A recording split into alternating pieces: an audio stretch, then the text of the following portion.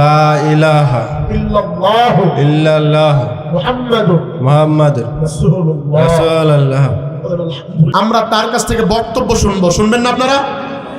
জিজ্ঞাসা করব, প্রশ্ন করব কয়েকটা। ভাই তুমি মনোযোগ দাও। প্রথম নম্বর প্রশ্ন, তোমাকে কি কোনো মুসলমান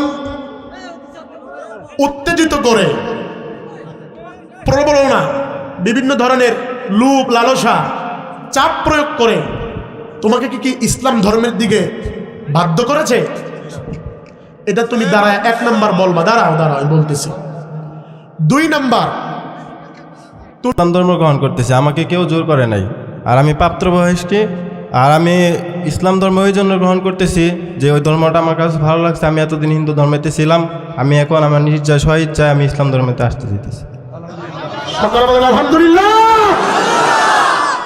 আল্লাহ তাআলা এই ভাইয়ের ঈমানে বারাকা দান করে, বলেন আমিন। আপনাকে কেউ জোর করছে? না, আমাকে কেউ জোর করে নাই। আপনার কি এই অবস্থায় মাথা ব্যথা সব ঠিক আছে ইনশাআল্লাহ? জি, একদম ঠিক আছে। সকলে বলে আলহামদুলিল্লাহ। আমাদের আর কোনো প্রশ্নের প্রয়োজন?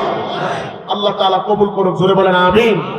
আমার সাথে বলেন, আউযু বিল্লাহি মিনাশ শাইতানির রাজীম। আউযু বিল্লাহি মিনাশ শাইতানির রাজিম। বিসমিল্লাহির রহমানির রহিম। বিসমিল্লাহির রহমানির রহিম। বলেন, আউযু বিল্লাহি মিনাশ শাইতানির রাজীম। আউযু বিল্লাহি মিনাশ শাইতানির রাজিম। বিসমিল্লাহির রহমানির রহিম। বিসমিল্লাহির রহমানির রহিম।